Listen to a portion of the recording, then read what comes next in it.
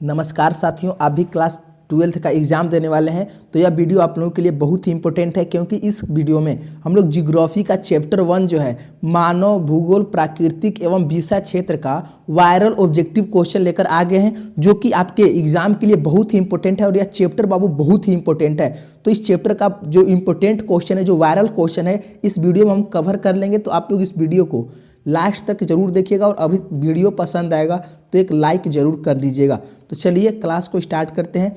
पहला क्वेश्चन देखिए और आंसर आप लोग कमेंट में देने का जरूर कोशिश करिएगा। तो पहला का आंसर लगाइए प्रश्न का, कह रहे कि मानव भूगोल किसका अध्ययन है। तो जो मानव भूगोल है किसका अध्ययन है, कह रहा प्राकृतिक और मानव के संबंधों का, कि जनसंख्या का अध्ययन है, कि नगरों का अध्ययन है, कि उद्योगों का अध्ययन है। याद रख लेंगे, जो मानव भूगोल है किसका अध्ययन है, यह इंपॉर्टेंट क्वेश्चन है, आता है आपके एग्जाम में। तो लिखिएंगे प्राकृतिक और मानव के संबंधों का अध्ययन है। ऑप्शन ए आपका बिल्कुल सही हो जाएगा, इसको याद कर लेंगे। चलिए अगले क्वेश्चन की ओर चलते हैं।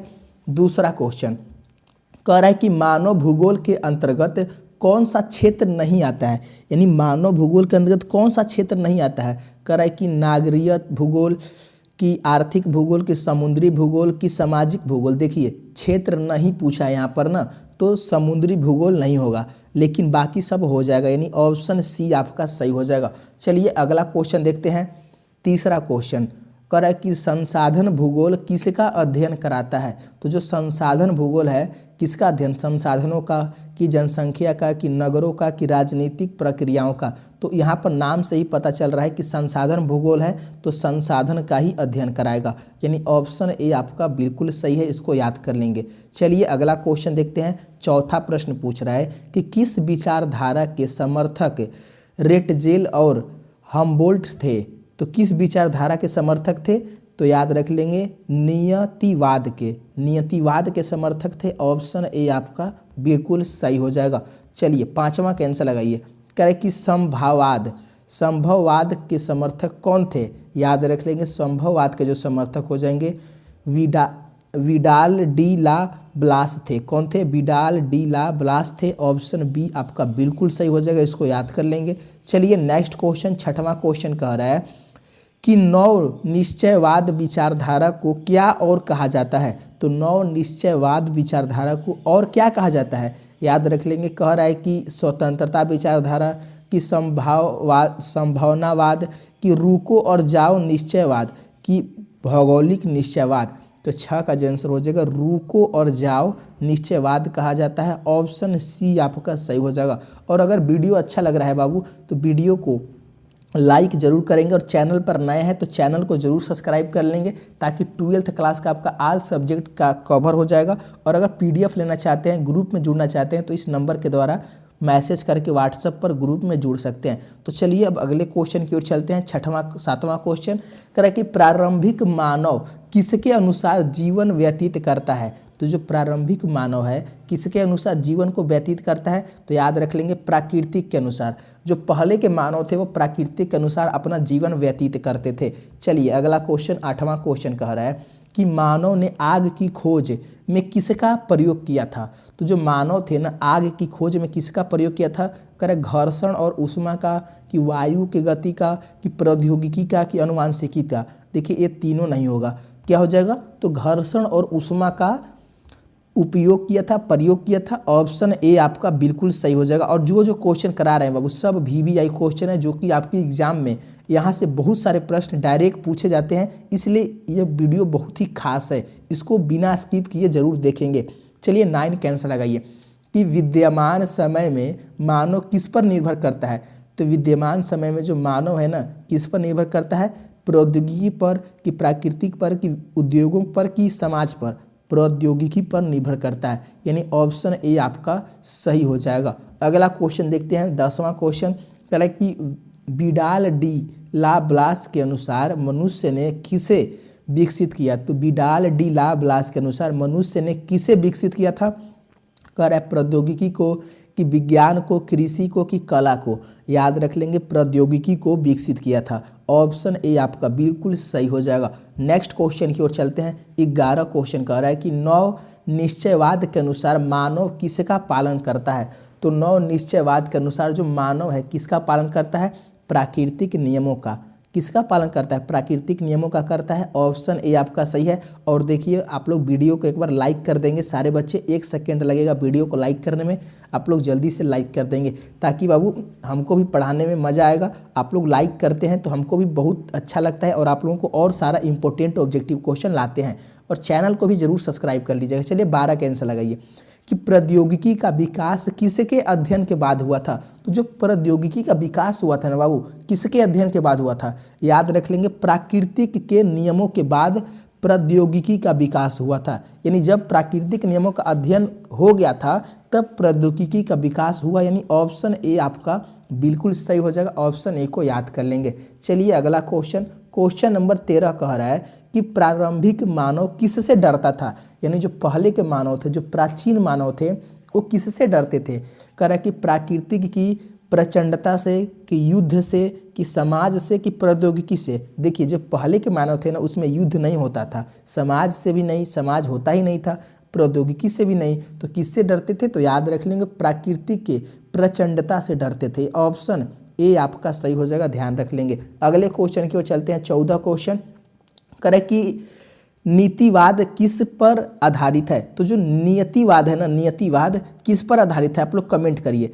14 का आंसर क्या हो जाएगा? याद रख लेंगे, प्रकृति के नियंत्रण पर। ऑप्शन ए आपका बिल्कुल सही हो जाएगा। अगला क्वेश्चन 15 का आंसर लगाएंगे कि मानव भूगोल का कौन सा उप क्षेत्र कृषि से संबंधित है? तो मानव भूगोल का कौन सा उप क्षेत्र है जो कि कृषि से संबंधित है? तो 15 का याद रख लेंगे, कृषि भूगोल। कृषि से कौन क्षेत्र संबंधित है? कृषि भूगोल ही रहेगा। ऑप्शन ए आपका ही सही हो जाएगा, इसको याद कर लेंगे। चलिए 16 क्वेश्चन कर रहा है कि नव निश्चयवाद के समर्थक कौन थे? तो याद रख लेंगे, नव निश्चयवाद के समर्थक कौन थे? तो ग्रिफिथ टेलर थे। कौन थे? ग्रिफिथ टेलर थे। ऑप्शन ए आपका सही हो जाएगा। ऑप्शन ए को याद कर लेंगे। अगला क्वेश्चन देखते हैं 17 क्वेश्चन कि प्रौद्योगिकी के विकास के बाद क्या किया गया? तो जब प्रौद्योगिकी का विकास हो गया तब उसके बाद क्या किया गया? तो याद रखेंगे, अस्पतालों और नगरों का निर्माण किया गया। किसका? अस्पताल बनवाए गए, उसके बाद नगर का निर्माण किया गया। यानी ऑप्शन ए आपका बिल्कुल सही हो जाएगा। अगले क्वेश्चन की ओर चलते हैं। 18 क्वेश्चन कह रहा है कि डीएनए और आनुवंशिकी का अध्ययन किसके लिए उपयोगी है? तो डीएनए और जो आनुवंशिकी है ना, इसका जो अध्ययन है किसके लिए उपयोगी होता है? तो याद रख लेंगे, बीमारियों पर विजय पाने के लिए। बीमारियों पर विजय पाने के लिए डीएनए और आनुवंशिकी का अध्ययन होता है। आग की खोज के लिए नहीं होगा, वाहन बनाने के लिए नहीं होगा, सामाजिक नियमों का अध्ययन करने के लिए नहीं होगा। यानी ऑप्शन ए आपका बिल्कुल सही हो जाएगा। अगले क्वेश्चन की ओर चलते हैं। 19 क्वेश्चन कह रहा है कि प्रारंभिक मानव की कौन सी आवश्यकता थी? तो प्रारंभिक मानव की जो आवश्यकता थी ना, कौन थी? आदिम व्यवस्था, आधुनिक व्यवस्था, की प्राचीन अवस्था, की वैज्ञानिक अवस्था? तो जो पहले के जो मानव थे उनकी कौन सी अवस्था थी? याद रख लेंगे, आदिम अवस्था थी। यानी ऑप्शन ए आपका सही हो जाएगा। अगले क्वेश्चन की ओर चलते हैं। 20वां क्वेश्चन कह रहा है कि मानव भूगोल का अध्ययन किसके बारे में जानकारी प्रदान करता है? तो मानव भूगोल का जो अध्ययन है किसके बारे में जानकारी प्रदान करता है? तो मानव और प्राकृतिक के संसाधनों के बारे में। यानी ऑप्शन ए को याद कर लेंगे। नेक्स्ट क्वेश्चन देखते हैं। 21 क्वेश्चन कह रहा है कि संभववाद के अनुसार मानव ने क्या किया? तो संभववाद के अनुसार जो मानव था ना, क्या किया था? 21 का याद रख लेंगे, प्राकृतिक में परिवर्तन किया। क्या किया? प्राकृतिक में परिवर्तन। ऑप्शन ए आपका सही हो जाएगा। क्वेश्चन नंबर 22 देखिए, कह रहा है कि नियतिवाद के किस चरण में मानव विकास कम था? तो नियतिवाद के किस चरण में जो मानव का विकास था कम था? कह रहा है कि प्रारंभिक में, मध्य में, कि आधुनिक में, कि प्राचीन में? याद रख लेंगे, 22 का जो आंसर हो जाएगा, प्रारंभिक में जो था ना, वो मानव का विकास कम था। ऑप्शन ए आपको याद कर लेना है। अगला क्वेश्चन देखते हैं। 23 क्वेश्चन करें कि प्रौद्योगिकी के विकास के बाद मानव का क्या किया गया? तो जब प्रौद्योगिकी का विकास हो गया था ना, तो याद रख लेंगे क्या हुआ था? तो प्राकृतिक संसाधनों का उपयोग करने लगे हम लोग। जितने भी प्राकृतिक संसाधन थे उसका हम लोग उपयोग करने लगे। यानी ऑप्शन ए आपका सही हो जाएगा। अगले क्वेश्चन की ओर चलते हैं। 24 क्वेश्चन कह रहा है कि नव निश्चयवाद किसका मिश्रण है? तो जो नव निश्चयवाद है किसका मिश्रण है? तो याद रख लेंगे, नियतिवाद और संभववाद का मिश्रण है। किसका मिश्रण है? याद कर लेंगे, निश्चयवाद जो है, नव निश्चयवाद, वह नियतिवाद और संभववाद का मिश्रण है। यानी ऑप्शन ए आपका सही हो जाएगा। नेक्स्ट क्वेश्चन देखते हैं। 25 क्वेश्चन कह रहा है कि मानव ने किसकी मदद से तेज गति वाले वाहन बनाए। तो किसकी मदद से, याद रख लेंगे, वायु की गति के नियम से, कि जलवायु के अध्ययन से, कि सामाजिक नियमों से। 25 का जो आंसर हो जाएगा वायु गति के नियम के आधार पर उन्होंने तेज गति वाले वाहन बनाए थे। ऑप्शन ए आपका सही हो जाएगा। 26 क्वेश्चन देखिए, कह रहा है कि कौन सा भूगोल है मानव और प्राकृतिक के संसाधनों का अध्ययन करता है। याद रख लेंगे, मानव और प्राकृतिक के संसाधनों का जो अध्ययन करता है मानव भूगोल करता है। ऑप्शन ए आपका सही हो जाएगा। चलिए 27 का आंसर दीजिए। कह रहा है कि मानव भूगोल के उप क्षेत्र में कौन शामिल है। तो मानव भूगोल के उप क्षेत्र में कौन शामिल है, कृषि भूगोल, सामाजिक भूगोल, राजनीतिक भूगोल, सभी हो जाएगा, यानी ऑप्शन डी को आपको याद कर लेना है, सभी।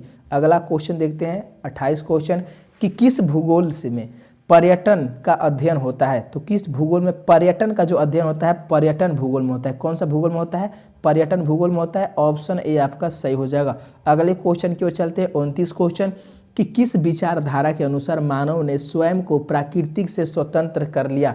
तो किस विचारधारा के अनुसार, तो संभववाद। ऑप्शन ए आपका सही हो जाएगा, इसको याद कर लेंगे। चलिए 30 का आंसर दे दीजिए।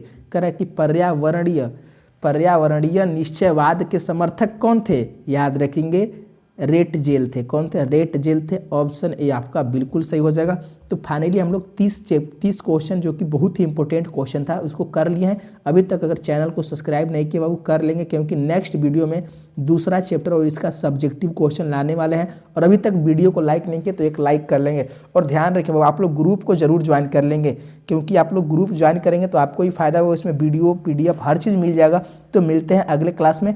क्लास कैसा लगा आप लोग कमेंट में ज़रूर बताएंगे। धन्यवाद दोस्तों।